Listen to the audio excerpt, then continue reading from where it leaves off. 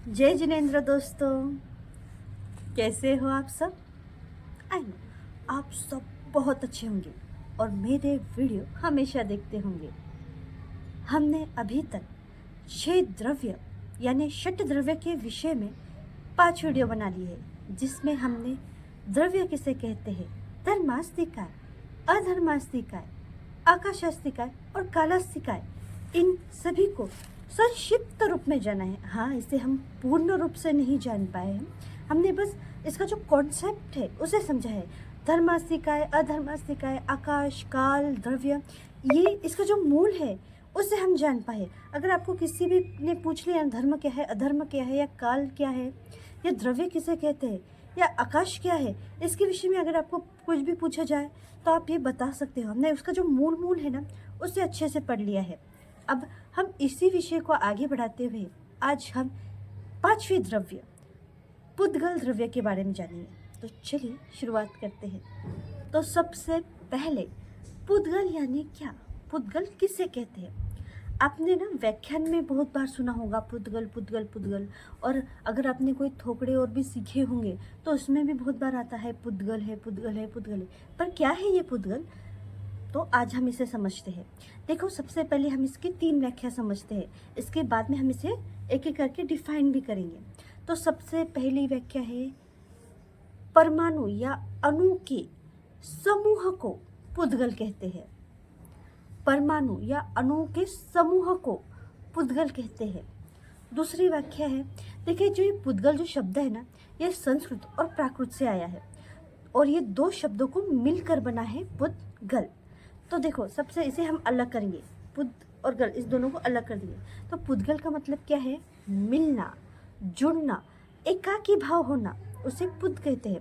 और गल यानी टूटना, गलना, छूट जाना, पृथक भाव या नया तैयार होना, उसे गल कहते हैं। अगर इन दोनों शब्दों को अगर हम मिला दिया जाए तो इसका मतलब होता है पुद्गल यानी जो मिलता है, बिखर जाता है, जुड़ता है, टूट जाता है, सहयोग और वियोग जिसमें हो उसे पुद्गल कहते हैं।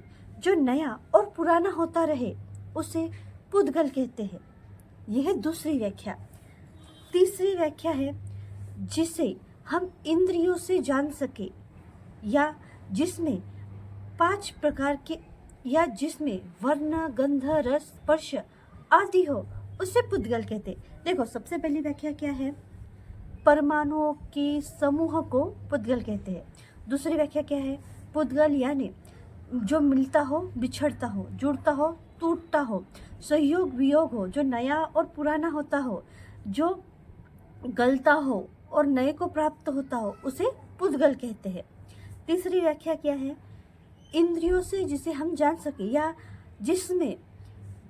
जिसमें वर्ण, गंध, रस, स्पर्श आदि हो, उसे पुद्गल कहते हैं।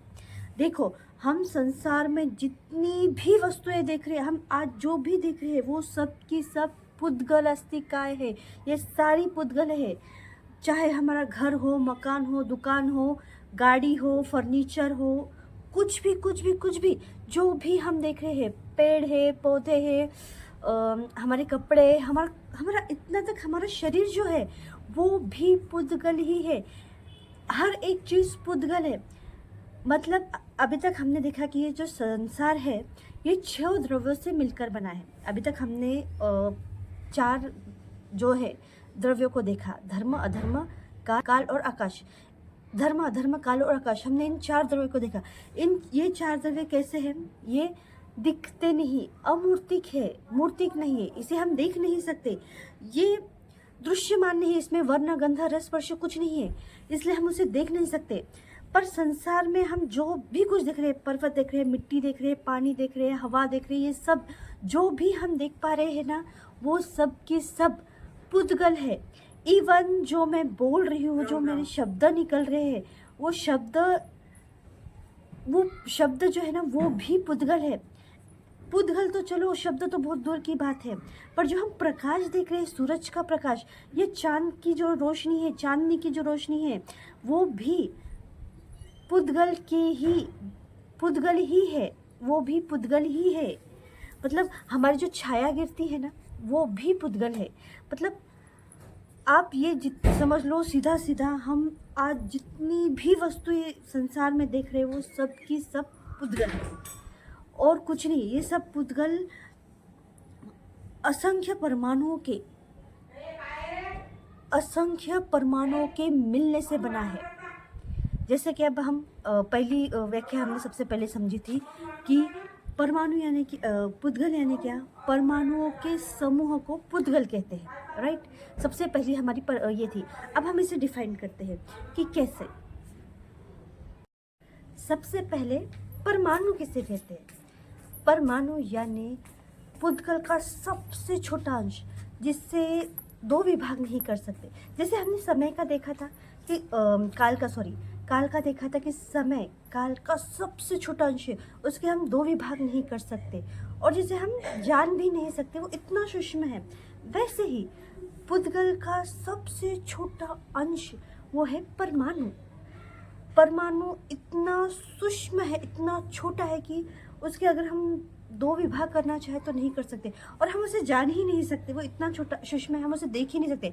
इवन परमाणु तो बहुत दूर की बात है, संख्यात परमाणु या असंख्यात परमाणु भी इकट्ठा हो जाए तो हम उसे अपनी आंखों से नहीं देख सकते।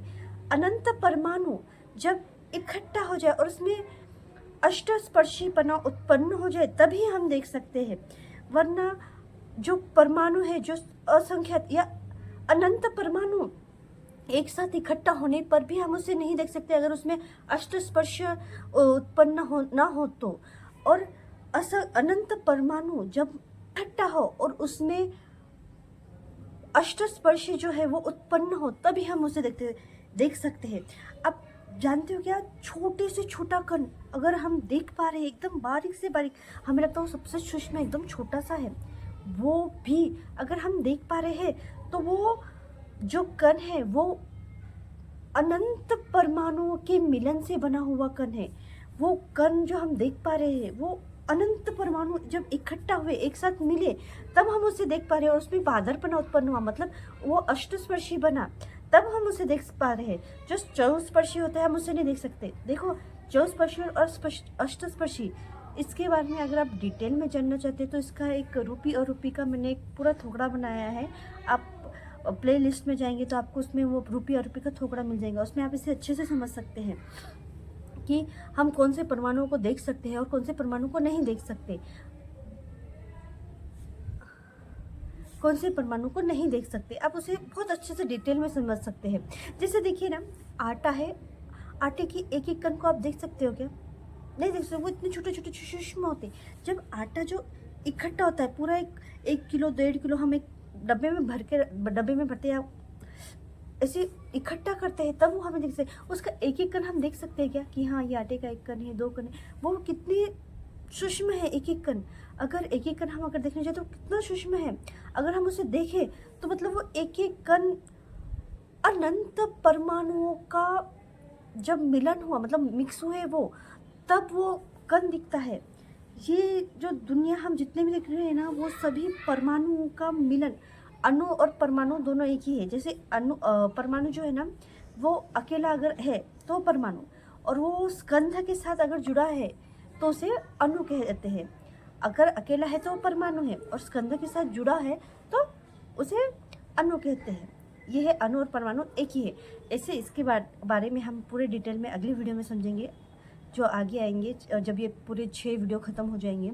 क्या परमाणु क्या है, स्कंद क्या है, देश क्या है, प्रदेश क्या है, ये सब आगे के वीडियो में जानेंगे। तो देखो, पहली व्याख्या क्या थी? अणु या परमाणुओं के मिलन, अणु या परमाणुओं के समूह को पुद्गल कहते हैं। जैसे अभी हमने उदाहरण लिया आटे का, ये सारा एक एक कण जब इकट्ठा हुआ तब वो हमें दिखाई देता है, नहीं तो वो हम नहीं देख सकते, वो इतनी सूक्ष्म है आटे का कण। पर उससे भी कई गुना सूक्ष्म है एक परमाणु, ये इतने सूक्ष्म है। तो आप समझ पाए पहली परिभाषा क्या है? अणु या परमाणु के मिलन से या सहयोग से या एक आने से जो समूह या ग्रुप बना है उसे पुद्गल कहते हैं। पुद्गल यानी क्या, मैंने अभी शुरुआत में ही बताया। आप जितनी भी वस्तुएं इस संसार में देख रहे हो वो सभी की सभी पुद्गल है। बिना पुद्गल के हम उन्हें देख ही नहीं सकते, क्योंकि बाकी के जो 5 द्रव्य है उन मतलब अभी तक हमने 4 द्रव्यों के बारे में जाना, धर्म, काल, आकाश। इनमें जो वर्ण है ही नहीं, तो हम उसे देख ही नहीं सकते, वो अरूपी है। पुद्गल ही एक ऐसा द्रव्य है जिसे हम देख सकते हैं। बाकी कोई भी द्रव्य ऐसा नहीं है जिसे हम देख सके, सिर्फ पुद्गल ही है। तो मान लेना आज आप संसार में जो भी देख रहे हो, परछाई हो, रोशनी हो या जो भी हो, वो सब पुद्गल ही है। ये हो गई पहली परिभाषा। अब दूसरी परिभाषा क्या है? पुद्गल यानी जो मिलता है, बिछड़ता है, जुड़ता है, टूटता है, सहयोग और वियोग होता है, जो प्रतिक्षण परिवर्तित होता है, गलता है, सड़ता है और नएपन को प्राप्त होता है, नष्ट होता है। हम सामान्य भाषा में अगर आपने 25 बोल का अगर थोकड़ा सीखा हो तो उसकी 20वां बोल में आता है, उसमें आता है षट द्रव्य के 30 बोल। उसमें आता है द्रव्य यानी क्या? तो द्रव्य को गुण से अगर हम ये पूरे आगे समझेंगे द्रव्य क्षेत्र काल भाव से, पर अभी मैं इसे यहाँ पे समझाने के लिए एक ले रही हूँ गुण। गुण से क्या आता है? जो नया, जो बनता है, पुराना होता है, गलता है, सड़ता है और नष्ट हो जाता है, ये हम सकते हैं। देखो वो कुछ पुद्गलों के मिलन से नया बनता है, कुछ समय जो रहेगा पुराना होगा और सड़न, गलन और विध्वंसन और नष्ट हो जाएगा। यहाँ पर नष्ट होना यानी पुद्गल का नष्ट होना नहीं है। बहुत से लोग समझते कि वो पुद्गल नष्ट हो गया, नहीं, पुद्गल कभी भी नष्ट नहीं हो सकते। कोई भी पुद्गल कभी भी नष्ट नहीं होता। यहाँ नष्ट होने का मतलब है उसकी पर्याय का नष्ट होना, उसका नष्ट नहीं होना। देखो द्रव्य का जो हमने शुरुआत में ही देखा, द्रव्य यानी क्या? जो तीनों काल में रहे, शाश्वत है, जो हमेशा रहता है, उसे द्रव्य कहते हैं। जो कभी नष्ट नहीं होता और ना ही कोई उसे नष्ट कर सकता है। जो कोई ना कोई कभी वो उत्पन्न हुआ है और ना ही कभी उसे कोई नष्ट कर सकता है, ना ही किसी ने उसे उत्पन्न किया है और ना ही कोई उसे नष्ट करने वाला है, उसे द्रव्य कहते हैं। तो यहाँ पर जो नष्ट है ना, वो नष्ट मतलब बनना, पुरान होना, सड़ना, गलना और नष्ट होना। यहाँ पे नष्ट होने का मतलब उसकी पर्याय से है, उसकी अवस्था से है। मतलब वो पुद्गल नष्ट कभी नहीं होगा, पुद्गल हमेशा रहेगा, वो उसकी पर्याय बदल जाएगी। देखो जैसे कपड़ा है, हम अगर खेत में से क्या बोलते हैं उसको, कपास लेकर आए, कपास समझते हो, क्या बोलते हैं, रुई लेके आए और उसका धागा बना लिया, तो उसकी जो पहली पर्याय थी जो कपास की या जो रुई है, उसकी जो पर्याय है रुई की, वो बदल गई, वो नष्ट हो गई और अब वो क्या बन गया? धागा बन गया। इसका मतलब ये है क्या? वो पुद्गल नष्ट हो गया? नहीं, वो पुद्गल है पर उसकी पर्याय बदल गई। देखो यहाँ पर पर्याय नष्ट हो गई है पर पुद्गल अभी भी है। मतलब पहली पर्याय तो सिर्फ कपास था, रुई थी, अब उसको हमने प्रोसेस करके उसके धागे बना लिए, तो अब उसका जो पर्याय, जो पहली पर्याय थी वो नष्ट हो गई और अब दूसरी पर्याय क्या है? धागा। अब उस धागे से हमने कपड़े बना लिए, एक बड़ा सारा कपड़ा बनाया, तो उस धागे की पर्याय क्या हुई? नष्ट हुई। अब वो एक कपड़ा बन गया। अब उस कपड़े से हमने उसकी कट करके एक ड्रेस बना ली, अब वो ड्रेस बन गई। तो वो जो कपड़े का एकदम सीधा कपड़ा था उसकी पर्याय नष्ट हो गई, वो ड्रेस की पर्याय में आ गया। अब वो ड्रेस है, अब कोई कुछ समय तक हम उसे पहनेंगे, पर जब वो मतलब थोड़ा सा जीर्ण शीर्ण हो जाएगा, फट जाएगा, तो हम उसे क्या करेंगे? अब हम उसका पोछा बना लेंगे। पर्याय नष्ट हुई पर द्रव्य अभी भी है, द्रव्य कभी भी नष्ट नहीं होता। अब उसे हम पोछा वगैरह लगाएंगे और उसके बाद भी वो कब नहीं आएंगे, तो हम उसे फेंक देंगे, जलाएंगे। अगर वो जलाते भी है तो वो हवा में, पानी में या फिर मिट्टी में उसकी राख बनकर वो, मतलब पुद्गल जो है वो रहा पर उसकी जो पर्याय है वो चेंज होती रही, वो अलग अलग चीज़ों में मिलकर अलग अलग चीज़ें बनते गया। यही है पुद्गल, जो प्रतिक्षण बदलता रहता है, मिलता और बिछड़ता रहता है, वो है पुद्गल। जैसे हमारा शरीर ही ले लो ना, हमारा शरीर अनंत परमाणुओं के मिलन से एक ये हमारा शरीर बना और ये शरीर भी प्रतिक्षण बदलते जा रहा है। कि हम जब छोटे थे तो हमारा शरीर बहुत छोटा सा एकदम बच्चे जैसा था, थोड़े थोड़े थोड़े हमारा शरीर हर प्रतिक्षण बदलते गया। मतलब बच्चे बने, बड़े हुए, एक जवानी की अवस्था है, और अब बुढ़ापे में भी जाएंगे, और बुढ़ापे में भी वो जीर्ण शीर्ण होगा और हमारी आत्मा ऐसे निकल जाएगी। तब वो मृत अवस्था में अगर हम उसे जला दिया जाए तो वो उसकी राख बनकर मट्टी में, या पांचों जो ये है पांचों तत्व उसमें विलीन हो जाएगा। उसकी पर्याय बदल गई, पर वो द्रव्य कभी भी नष्ट नहीं हुआ। द्रव्य की संख्या, जो पुद्गल की जो संख्या है, उसे ना ही कोई बढ़ा सकता है और ना ही कोई घटा सकता है। हमको लगता है कि वो शरीर नहीं रहा, या फिर अब वो कपड़ा हमने जला दिया, या शरीर हमने वो जला दिया, तो अब वो नहीं रहे। पर वो जो पुद्गल है वो हमेशा रहते हैं, वो कभी नष्ट नहीं होते। कोई भी पुद्गल की संख्या नहीं घटा सकता है और नहीं बढ़ा सकता है। ये जितने हैं ना उतने हमेशा ही रहेंगे। इसे घटाना और बढ़ाना कोई नहीं कर सकता। ये पुद्गल है जो हमेशा परिवर्तित होते रहता है, मिलता है, बिछड़ता है और परिवर्तित होता रहता है, नया नया पर्याय धारण करता रहता है। उसे पुद्गल कहते हैं। जैसे एक और उदाहरण जो फेमस है, सोने का ले लो। सोने की जो हमने खदान से सोना लाया, जब वो रॉ में था उसे हमने कन्वर्ट करा, एक बिस्किट की तरह बना लिया। अब उसकी पर्याय तो चेंज हो गई, पर सोना नष्ट हुआ नहीं हुआ। सोना वैसे की वैसे ही है, वो नष्ट नहीं हुआ।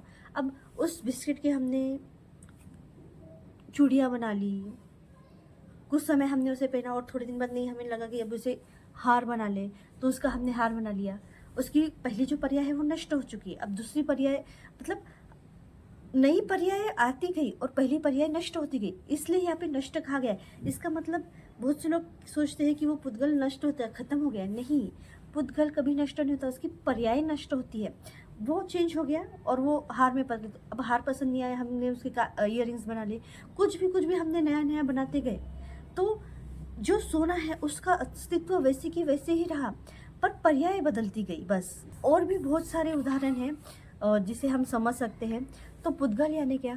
पुद्गल यानी जो मिलता है, नया कुछ बनता है, पुराना होता है, सड़न गलन होता है, बिछड़ता है और नए को प्राप्त करता है, परिवर्तन करता है, उसे पुद्गल कहते हैं। ये होगी दो व्याख्या पूरी। हमने समझा कि परमाणुओं के मिलन से किस तरह से ये पुद्गल बनते हैं। दूसरा है, हमने समझा पुद्गल के शब्द को हमने दो भागों में विभाजित किया और उसे समझने की कोशिश की कि पुद्गल किस तरह बनते हैं, किस तरह बिछड़ते हैं।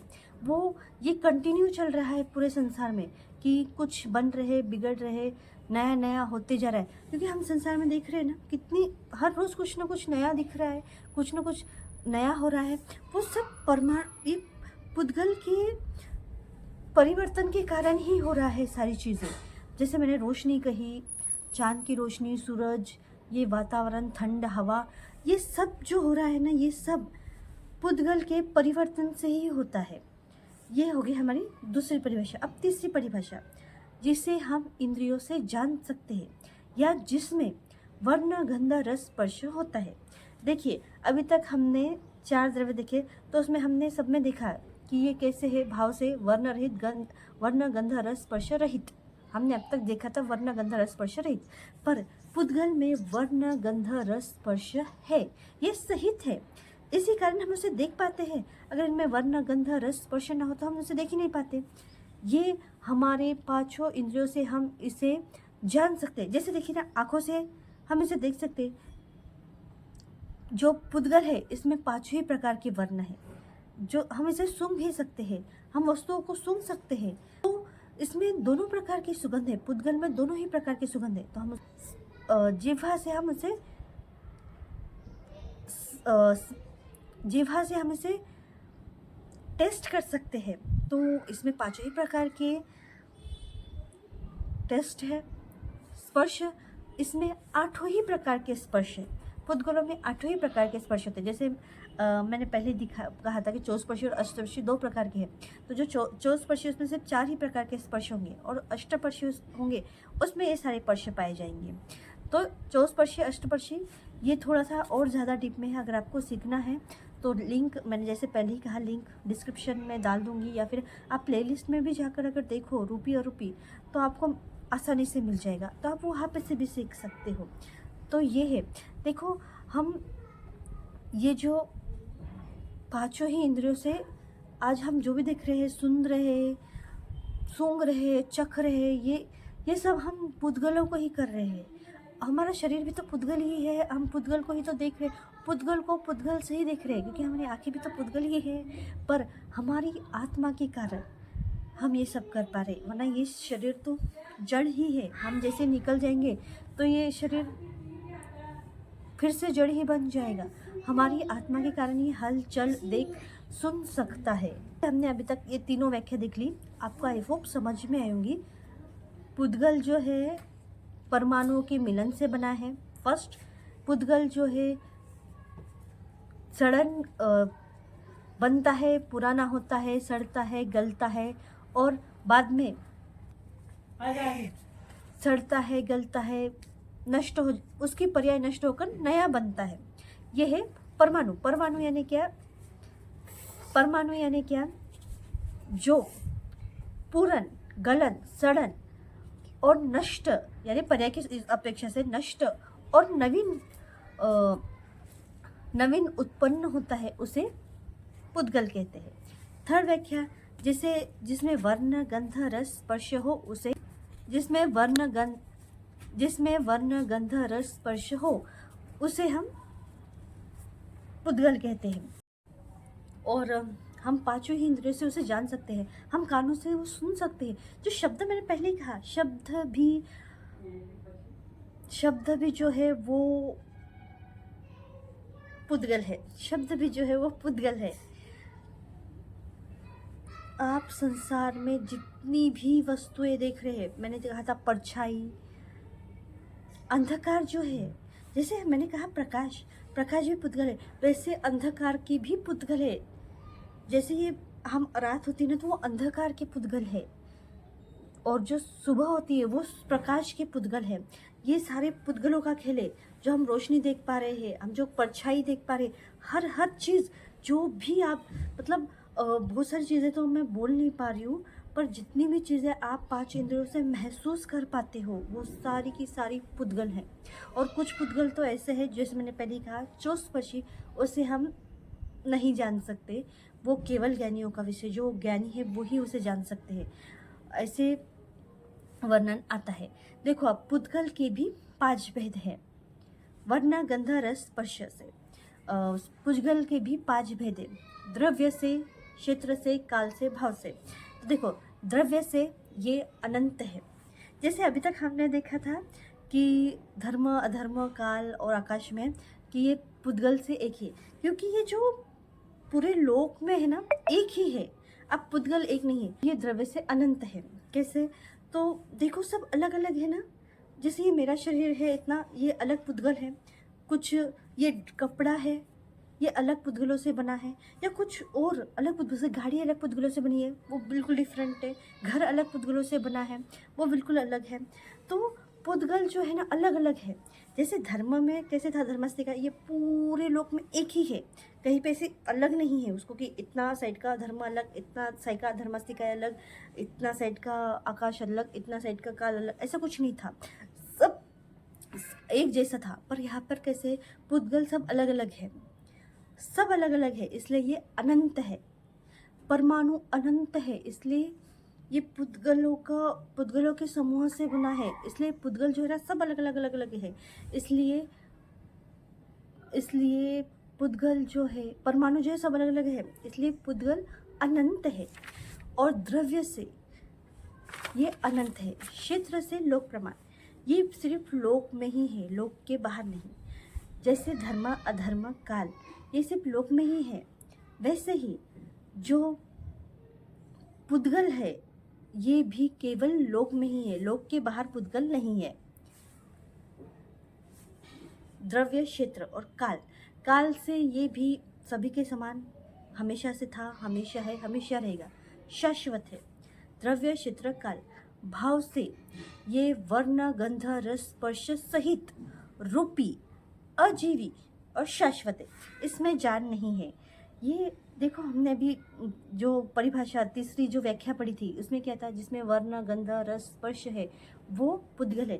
तो यहाँ पे भी आया, देखो भाव से क्या है, जिसमें वर्ण गंध रस स्पर्श हो, जिसमें वर्ण गंध रस स्पर्श जो रूपी है, जो वर्ण गंध रस स्पर्श सहित रूपी अजीवी शाश्वत, ये शाश्वत है पर जीवित नहीं, जीवित सिर्फ जीव ही है, और पांचों ही द्रव्य में जान नहीं है, जान सिर्फ जीव द्रव्य में ही है, ये सारे अजीव द्रव्य है।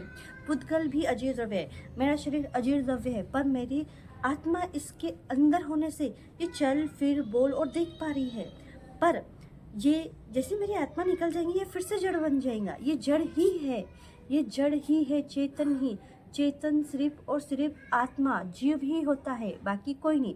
पांच द्रव्यों में केवल और केवल आत्मा ही है जो चेतना युक्त है, बाकी पांचों नहीं। इसके ऊपर ना मैं अगला वीडियो जब जीव द्रव्य का हो जाएगा उसके बाद हम ना पूरा एक ये बनाएंगे कि जीव द्रव्य के मतलब एक पूरा चार्ट बना के बनाऊंगी मैं, जिसमें हम देखेंगे कौन से रूपी है, कौन सी अरूपी है, कौन से शाश्वत है, मतलब ये हर एक चीज़ एक एक पॉइंट्स अभी तक हमने जो सीखा है ना, कितने क्षेत्र में है, कहाँ तक है, इसका एक पूरा एक साथ चार्ट बनाएंगे। बाकी आपको ये सब याद नहीं भी हो तो वो एक चार्ट हम बना लेंगे, अगर वो चार्ट भी अगर आप देख ले तो आपको सब याद हो जाएगा। और मेरे वीडियो में ज़्यादातर आपको याद करने की, इन जो चल रही है याद करने की ज़रूरत नहीं, सिर्फ समझने की ज़रूरत है। तो अगर ये चार्ट आप देख लोगे तो आपको बहुत अच्छे से समझ जाएगा। ऐसा एक चार्ट हम बनाएंगे, अगर जू का एक वीडियो पूरा होने के बाद हम एक वो चार्ट बनाएंगे, फिर आगे और हम वीडियो बनाएंगे इसके ऊपर ही। तो द्रव्य से क्या है, तो द्रव्य से क्या है, अनंत है, क्षेत्र से लोक प्रमाण, काल से अनादि अंत रहित, भाव से वर्ण गंध रस स्पर्श सहित रूपी अजीवी और शाश्वत, और भाव से पूरन गलन विध्वंसन नष्ट और नवीन तैयार होना, ये इतना ही आता है, सड़न गलन विध्वंसन या नष्ट होना। पर मेरे ख्याल से ना आपको ये भी लगाना है कि पुनः निर्माण होना, ये एक शब्द लगाना चाहिए, क्योंकि अपन इतना ही बोलते हैं ना सड़न गलन विध्वंसन, तो ज़्यादातर लोग, मतलब मैं भी ऐसे ही समझती थी कि सड़न गलन विध्वंसन मतलब वो ख़त्म हो जाता है, गया ख़त्म।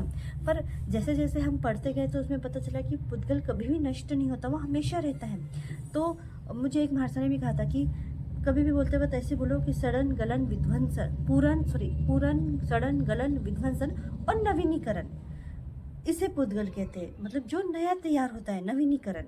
या आप इसमें कोई और भी शब्द जोड़ सकते हैं, आपको जो भी, या परिवर्तन भी बोल सकते हैं, पूरन सड़न गलन परिवर्तन, नष्ट होना और परिवर्तन होना, पूरन सड़न गलन नष्ट विध्वंसन और परिवर्तन, ये भी कह सकते हैं।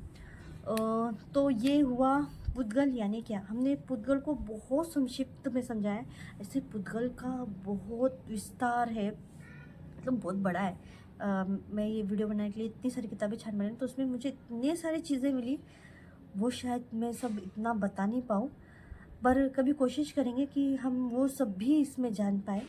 अगर कभी मौका ऐसा मिले तो मैं वापस एक बार बताने की कोशिश करूँगी कि ये तो हमने बेसिक जान लिया कि पुद्गल यानी क्या, पुद्गल कैसे बनता है, पुद्गल को एक बेसिक स्वरूप हमने जानने की कोशिश की, एक छोटी सी मतलब एक जानने की कोशिश की हमने कि पुद्गल यानी क्या, क्या है ये पुद्गल। पुद्गल तो हम बहुत सुनते हैं, जैसे पैसे को भी बहुत जन पुद्गल कहते हैं, माया पुद्गल, क्योंकि वो है भी पुद्गल, मतलब जितनी भी चीज़ें हम देख रहे हैं वो सारी पुद्गल है। तो हमने सिर्फ एक जानने की कोशिश की पुद्गल यानी क्या। अभी पुद्गल की बहुत सारी चीज़ें अभी आना बाकी है, कोशिश करूँगी कि कभी ऐसा मौका मिले कि पुद्गल की वो सारी चीज़ें भी मैं बता सकूँ, अच्छे से आपको बता सकूँ। आई होप आपको ये समझ में आया होगा पुद्गल यानी क्या, क्योंकि मुझे लगा था पुद्गल समझाना बहुत इजी होगा, पर जब वीडियो बनाने के लिए मैंने पेन पेपर लेके बैठी और सब ये करने लगी कि कैसे बताना है, तो इतना ज़्यादा कंफ्यूजन था, मतलब बहुत ज़्यादा कंफ्यूजन। मैं रात में 3 बजे से उठकर बैठी हूँ और 3 बजे से कम 7-8 बजे तक सिर्फ मेरे पास सारा मैटर तैयार था कि अब मुझे इसे बोलना कैसे, मैं समझ ही नहीं पा रही थी। मैंने 11 बजे तक बस ये तैयारी करी और 11 बजे अपनी शूट करने के लिए बैठी हूँ। अब 12-1 बज गए हो, तो आई होप आपको ये समझ में आएगा कि पुद्गल यानी क्या। अगर कोई भी क्वेश्चन हो तो प्लीज़ ज़रूर मुझे कमेंट में बताना। आपका कोई भी क्वेश्चन हमें कमेंट में ज़रूर बताना। और या फिर मेरे बोलने में कुछ रह गया हो या और भी इसकी कोई और व्याख्या आपको पता हो तो प्लीज़ कमेंट में बताना, ताकि हमें भी वो मिल सके। हम हर एक किताब तो नहीं पढ़ सकते, जितनी हमें अवेलेबल हो सकती है और जितना हमें टाइम मिलता है हम उतने टाइम में थोड़ी बहुत किताबें पढ़कर, थोड़ा बहुत महर्षि आदि से पूछकर थोड़ा बहुत तो बता देते हैं। पर अगर आपके पास और भी कोई इसकी अच्छी व्याख्या हो या फिर जल्दी समझने के लिए या फिर कुछ अच्छा पॉइंट हो तो प्लीज़ हमारे साथ ज़रूर शेयर करना। हमें आपकी ये सब कमेंट पढ़कर बहुत खुशी होगी। और आपके कोई सवाल भी हो, ये वीडियो आपका अच्छा लगे ना लगे, जो भी हो, आपका जो भी सवाल मतलब आपको इस वीडियो के बारे में जो भी आप कहना चाहते हो हमें प्लीज़ ज़रूर बताइए। हमें आपको कमेंट पढ़कर बहुत खुशी होती है और आपको आंसर करके भी हमें बहुत खुशी होगी और हमें कुछ नया सीखने को मिलेगा आपसे। यही तो होता है ना कि हमारा ज्ञान आपको दो, तुम्हारा ज्ञान हम, आदान प्रदान से ही हमारा ज्ञान बढ़ता है। आई होप आपको ये वीडियो पसंद आए। अगर ना भी आए तो प्लीज़ कमेंट में ज़रूर बताना क्यों नहीं पसंद आए, ताकि हम और अच्छे से वीडियो बनाने की कोशिश करें। जिन आज्ञा विरुद्ध कुछ भी कहने में आया हो तो तत्सम इच्छामि टुकड़ा। प्लीज़ वीडियो अच्छा लगे तो लाइक करना, कोई भी सवाल हो या आपके सजेशन हो तो कमेंट करना और ये वीडियो दूसरों तक शेयर ज़रूर करना, क्योंकि ज्ञान बांटने से ही बढ़ता है।